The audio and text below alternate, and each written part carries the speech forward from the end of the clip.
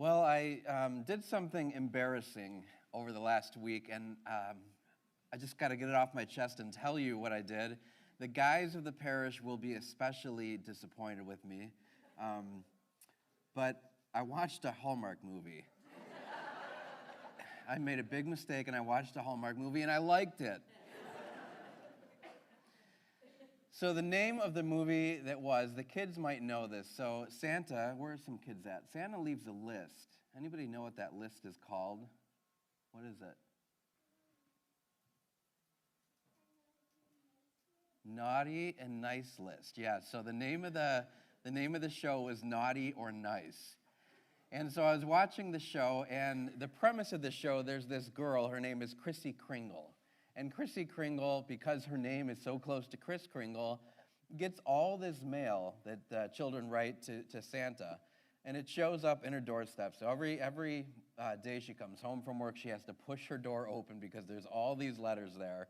And one day she gets a box. She gets a bigger package, and she opens up the box, and there's a book in the box, and it's this magical-looking book, and on front of the book it says, Naughty or Nice. And then she discovers a secret. When she starts to interact with people like her boss and different people in her lives, she realizes that if she said their name over the book would open up and show her all the naughty things that person had done. And so as she's going on throughout the movie, she's discovering more and more things that people have done that are naughty. And then she makes the big mistake of asking about her boyfriend, soon-to-be fiancé. And the book opens up to him, and she sees something she can never forget. So horrible that she decides that she's going to break it off with him. And so she's having this difficult crisis in her life, and she goes to her parents, and her mother says to her, you know, honey, there are certain times in life where we only look at one side of the coin. And sometimes you have to flip the coin over and look at things from the other side. And so she's pondering, well, what does that mean for this situation? And so she takes the Naughty or Nice book that she has, and she flips it over, and on the back of it, it says, Nice or Naughty. And when she says each person's name and it opens up to that book, all of a sudden she sees all of the good things that those people do. I was working as an intern during the seminary at a place for alcohol and drug recovery, and I'll never forget part of what I was doing is doing some spiritual direction and helping, but I was able to gain access to their files, so I could look at their files before.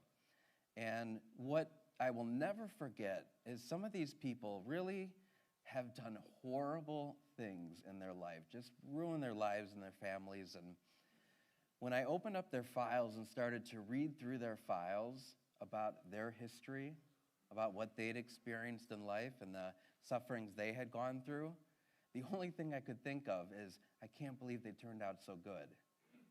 Because our histories and our past sometimes can be so wounded. God knows, even more than Santa, the naughty and nice of each one of us. And we hear in the gospel today, John the Baptist sends his disciples to go to Jesus. And they ask him, are you the one who is to come, or should we look for another? And Jesus says this line to them.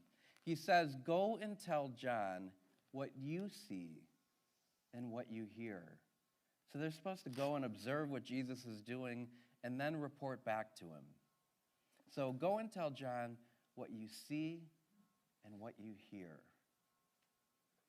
As we come deeper into the season of Advent and move towards Christmas, I know that in our lives, we have a tendency when we see people or judge people, either friends, loved ones, family, whatever it is, we have a tendency to keep a naughty list, right? Like we just think about every bad thing that person has done, and we tend to want to compile as much evidence as we can to support our idea that they're a bad person. But what we don't do is flip over the book and see the good that that person is doing. So I want you to think about in your life right now, are there people in your lives that you're judging? And all you're able to see is the bad, and to think about what a horrible person that is. We're called to flip the book over and see the good. Because each and every person is created in the image and likeness of God. And that means that God knows that there is good there. God knows the whole story, what that person has been through in life. And we have a tendency to only see the bad. The same is true for our world. I know a lot of us just are starting to think like with the news and the media and like just thinking our world is doomed, our country is doomed, whatever. We have this like feeling that all is bad.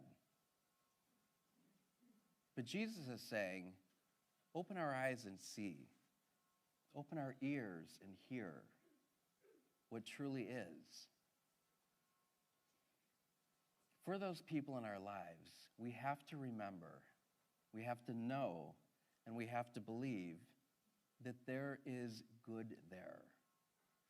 The same thing is true with our life and with our world. There is good there. And even our own hearts, our own selves, if we beat ourselves up about some of the difficulties or sins or struggles that we have, there is good there. There's always another side of the story. And so Jesus invites us to see and to hear the miracles that he's working. The blind regain their strength. The lame walk. Lepers are cleansed. Deaf hear. The dead are raised.